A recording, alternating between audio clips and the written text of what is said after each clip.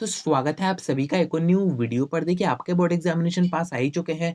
काफ़ी दिनों से आप तैयारी कर रहे हो, काफ़ी मेहनत कर रहे हो, बट आपने जो कुछ भी प्रिपेयर किया है, अगर आप उसको एग्ज़ाम में सही तरीके से रिप्रेज़ेंट नहीं कर पाए, तो हो सकता है कि आपको उतने मार्क्स नहीं दिए जाएँ जितने आप डिज़र्व करते हो। तो आज की वीडियो में अपन उसी बारे में बात करेंगे कि बोर्ड एग्जामिनेशन में कॉपी रिप्रेज़ेंटेशन किस तरीके से की जाती है। और देखिए, ये इस कारण से भी इम्पोर्टेंट है क्योंकि आप जानते ही हैं कि मिस्टेक तो सभी से होती है एग्ज़ाम में, बट अगर आपके कॉपी रिप्रेज़ेंटेशन करने का तरीका काफ़ी अच्छा रहा, तो छोटी-मोटी मिस्टेक तो आपकी यूँ ही इग्नोर कर दी जाती हैं। इन सब के बारे में मैं आपको कॉपी चेकिंग की वीडियो में बताऊँगा कि बोर्ड एग्ज़ामिनेशन की कॉपी कैसे चेक होती है, कैसे मार्किंग की जाती है, स्टेप्स के नंबर देते हैं या फिर नहीं देते हैं। तो अगर आप वीडियो देखना चाहते हैं तो सब्सक्राइब करके रखिए, नोटिफ़िकेशन आइकन ऑन करके रखिए। अभी ये ज़रूरी है कि कॉपी रिप्रेज़ेंट हम कैसे करें, क्योंकि आपका एग्ज़ाम 2 या 3 दिन में स्टार्ट हो जाएँगे। तो आइए वीडियो शुरू करते हैं, सारी चीज़ें मैं आपको इस वीडियो में बताऊँगा। अब देखिए, कॉपी रिप्रेज़ेंटेशन से ये मीनिंग नहीं है कि आपको कॉपी को सजा के आना है या फिर मेहंदी वगैरह के डिज़ाइन्स वहाँ पर बना के आना है। कॉपी रिप्रेजेंटेशन से मीनिंग ये है कि आप जो भी कर रहे हो बोर्ड एग्जामिनेशन की कॉपी में वो पूरा सिस्टमैटिक होना चाहिए। अगर आपकी चीज़ें सिस्टमैटिक रहेंगी, साफ-सुथरी रहेंगी, तो ऑटोमैटिकली आपको नंबर दिए जाएँगे। देखिए, शुरुआत करते हैं आपके फ्रंट पेजेज़ से जहाँ पर आपको एंट्रीज़ करनी होती हैं। अब या तो आपकी ओएमआर शीट आएगी या तो आपकी मेन कॉपी आएगी। अब इन दोनों को कैसे भरते हैं, कैसे एंटर की जाती है, इन दोनों के ऊपर मैंने आपको वीडियो बना रखी है, उनको जाके देखिएगा, जिससे कि वहाँ पर आपका टाइम सेव हो। कौन-कौन से पेन आप यूज़ कर सकते हैं, ये भी मैंने आपको बता रखा है, आई बटन में वीडियो दे रहा हूँ, वहाँ से जाके आप देख सकते हैं। अब देखिए, आपके पास क्वेश्चन पेपर आया, उसको आपको रीड करना है पूरा वर्ड टू वर्ड। अब इससे होगा क्या, जो क्वेश्चन आपको बहुत ही अच्छे से आ रहे हैं, आपको पता है कि इनमें आप कोई भी मिस्टेक नहीं करोगे, उनको आप मार्क करके रखिए। अब आप ये सोच रहे होंगे कि मैं आपको क्वेश्चन पेपर के बारे में क्यों बता रहा हूँ, अपन को तो बात आंसर शीट की करनी है। तो देखिए, क्वेश्चन पेपर में आपने वो पार्ट देखा, जहाँ पर आप पूरी तरीके से कंसंट्रेट हो, कॉन्फिडेंट हो, तो क्वेश्चन आपको अच्छी तरीके से आते हैं, यहीं से आपको आपका क्वेश्चन पेपर स्टार्ट करना है। जो पार्ट आपका स्ट्रॉन्ग है, वही आपको कॉपी में स्टार्टिंग में दिखाना है। जो वीक पोर्शन है, उसको आपको आखिरी में दिखाना है। अब कॉपी रिप्रेजेंटेशन की बात कर रहे हैं, तो एक सबसे इम्पोर्टेंट चीज़ आती है, वो है आपकी राइटिंग। अब यहाँ पर कोशिश कीजिएगा कि आप अपनी बेस्ट राइटिंग यहाँ पर मेंशन कर पाएँ। अब देखिए, ऐसा भी नहीं है कि अगर आप अच्छी राइटिंग कर रहे हैं, तो आपका टाइम वेस्ट ज़्यादा हो जाए, आपका पेपर आखिरी में छूट जाए। ऐसा नहीं है, एवरेज बना के रखिएगा, राइटिंग भी अच्छी रहे और स्पीड भी अच्छी रहे। और एक चीज़ मैं आपको यहाँ पर बताना चाहूँगा, अगर आप कर्सिव यूज़ करते हैं, अगर आपकी हैबिट में है, तो ठीक है, बट मैं आपसे यही कहूँगा कि कर्सिव राइटिंग को अवॉइड करना अगर आपका हैबिट में है, तो कोई दिक्कत की बात नहीं है, क्योंकि जो बोर्ड एग्ज़ामिनेशन की कॉपी चेक करता है, उसको अगर कर्सिव समझ में नहीं आई, ज़्यादातर यही होता है, गवर्नमेंट टीचर्स होते हैं, उनको समझ में नहीं आता है, तो वो काट देते हैं। मेरी तरफ से यही एडवाइस रहेगी कि कर्सिव राइटिंग अवॉइड की जाए। अब काटा-पीटी की बात हो ही रही है, तो मैं आपको बता देता हूँ, मिस्टेक तो आपसे होंगी, ऐसा नहीं है कि आप पूरा पेपर सही कर दोगे बिना कोई काटा-पीटी करे। आपसे अगर कोई भी वर्ड मिस्टेक हो रहा है, कोई भी वर्ड रॉन्ग हो रहा है, तो उसको आपको सीधे से बस क्रॉस करके काट देना है। कुछ बच्चे मैंने देखे हैं, जो कि पेन से उसको पूरा गूँथ देते हैं, तो वो सही नहीं दिखता है। सीधे से आप क्रॉस करके काट दीजिए, इतने में आपका काम हो जाएगा, ज़्यादा वहाँ पर आपको गूँथने की ज़रूरत नहीं है। जितना कम आप काटा-पीटी करोगे, उतनी अच्छी कॉपी आपकी दिखेगी और उतना ही अच्छा इंप्रेशन जाएगा जो कॉपी चेक कर रहा होगा उसके पास। वो भी सोचेगा कि बच्चे ने कंसंट्रेट होके पूरा एग्ज़ाम पेपर दिया है। अब देखिए, बेसिक चीज़ें हमारी तैयार हो गई हैं, तो क्वेश्चन पेपर को हम उस पार्ट से स्टार्ट कर सकते हैं जो हमारा स्ट्रॉन्ग है, और जो आपका स्ट्रॉन्ग है वही आपको स्टार्टिंग में दिखाना है। तो आपको स्टार्ट कैसे करना है, एक चीज़ मैं आपको यहाँ पर और बता देता हूँ। आपको क्वेश्चन पेपर के किसी भी तरह के क्वेश्चन कॉपी में नहीं उतारने हैं, बट जो मैच द पेयर्स आपके आते हैं, वो आप दोनों साइड की उतारोगे। काफ़ी बच्चे क्या करते हैं, जो आंसर साइड रहती है, सिर्फ़ उसी को उतार देते हैं, तो उसमें उनके पूरे 5 नंबर कट हो जाएँगे। क्वेश्चन तो उतारने नहीं है, तो आप क्वेश्चन की शुरुआत कैसे करोगे? आंसर की हेडिंग देके। ये हेडिंग आपको कहाँ पर देनी है? आपके कॉपी का जो सेंटर रहेगा, वहाँ पर आपको हेडिंग देनी है, या तो आप इसके ऊपर बॉक्स बना सकते हो, या फिर आप इसके नीचे अंडरलाइन कर सकते हो। इसको आप थोड़ा-सा बड़ा फॉर्मेट में रखोगे तो ज़्यादा सही दिखेगा वो। अब जैसे आपने हेडिंग दे दी बीच में कि जैसे क्वेश्चन नंबर 1 आपको करना है, तो आंसर ऑफ क्वेश्चन नंबर 1।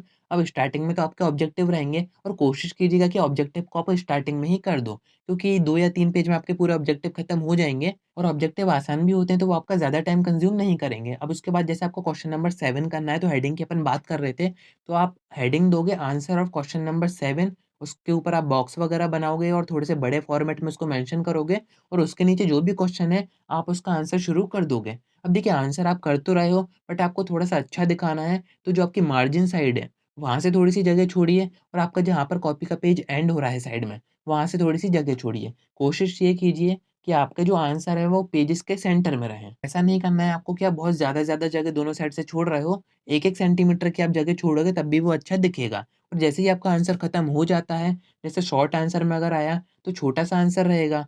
जैसे ही आपका आंसर खत्म हो रहा है, वहाँ पर आप बाउंड्री बना के शो कर सकते हो कि ये आंसर यहाँ पर खत्म हो गया है। अब देखिए, आपको जो नए क्वेश्चन की शुरुआत करनी है, वो देखिए शॉर्ट क्वेश्चन अगर हैं, तो वो आपके आधे-आधे पेज में हो जाएँगे। बट आपके जो बड़े-बड़े क्वेश्चन हैं, उनको कोशिश करना कि आप नए पेज से ही स्टार्ट करो। अब मैं ये नहीं कह रहा हूँ कि अगर आपके पुराने क्वेश्चन से बस ऊपर का थोड़ा-सा पोर्शन भरा है, बाकी पूरा पेज अगर आपका वेस्ट जा रहा है, तो आपको नए पेज से शुरू नहीं करना है। अगर आधा पेज बच रहा है, तो आप कर सकते हैं। तो पेजेज़ का ध्यान रखिएगा क्योंकि आपको पता है इस बार आपको एक्स्ट्रा कॉपी नहीं दी जाएगी, 32 पेज की ही कॉपी रहेगी, उसी में आपको पूरा पेपर करना रहेगा। अब इसी के अकॉर्डिंग मैं आपको मार्क्स वाइज़ पेजेज़ भी बता देता हूँ कि आपको कितने भरने चाहिए, कितना बड़ा आंसर आपको करना चाहिए। अगर आपके 5 मार्क्स का क्वेश्चन है, तो आप ज़्यादा से ज़्यादा 2 पेज भर सकते हो और अगर आपके 4 मार्क्स का क्वेश्चन है, तो आप डेढ़ से 2 पेज ही भर सकते हो। इसमें आपको पूरे नंबर दे दिए जाते हैं, ज़्यादा बड़ा इसको करने की कोई भी ज़रूरत नहीं है। एक चीज़ आपको वहाँ पर नहीं करनी है, आपको ये नहीं दिखाना है कि आप पेज भरने की कोशिश कर रहे हो।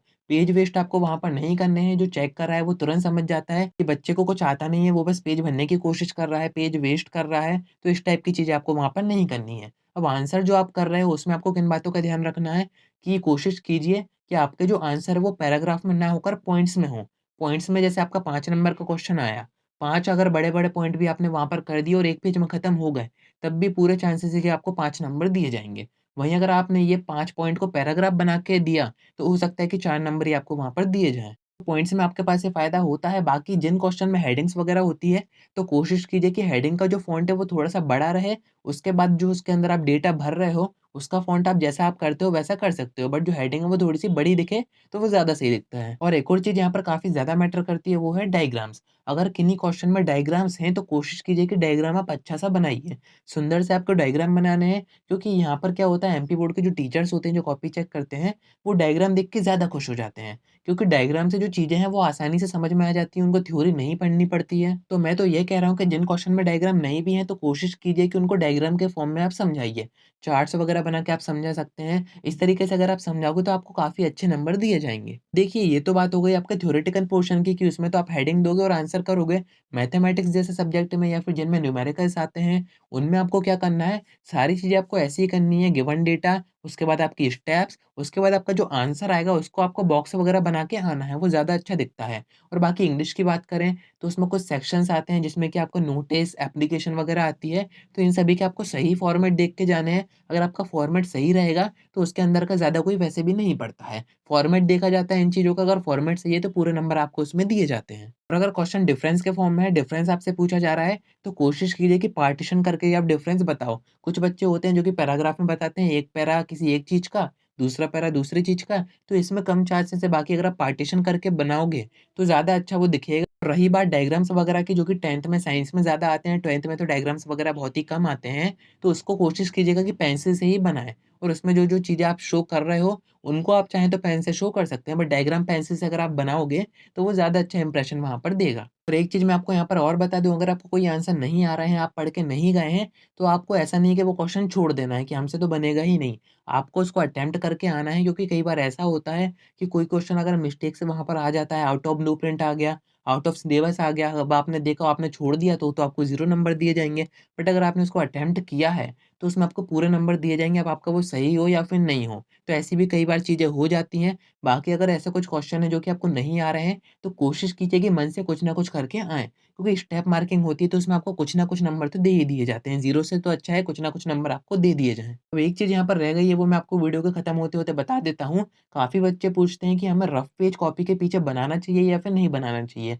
तो आप कॉपी के पीछे का जो पेज है उसको रफ पेज की तरह यूज़ कर सकते हैं, बट उसको आपको आखिरी में काट के आना है, अच्छी तरीके से क्रॉस करके आना है, या फिर आप ऊपर मेंशन कर सकते हैं कि ये रफ पेज है। या फिर मेरी मानिए तो आपके पास जो पेंसिल है उसका यूज़ कीजिए रफ काम में, और उसका जैसे ही आपका काम खत्म हो जाए उसको आप मिटा सकते हैं। इससे आपको रफ पेज वगैरह बनाने की ज़रूरत नहीं पड़ेगी, जहाँ आपका क्वेश्चन हो रहा है, वहीं पर आप पेंसिल से करके देख सकते हो, आपका जैसे ही आंसर आ जाए आप उसको मिटा सकते हो। तो आज की वीडियो में उम्मीद है कि आपको सारी बातें समझ में आ गई होंगी, काफ़ी बड़ी ये वीडियो हो गई है। बाकी अगर अभी भी आपका कोई डाउट बचा हुआ है तो आप कमेंट कर सकते हैं, या फिर आप मुझसे इंस्टा पर डीएम करके बात कर सकते हैं।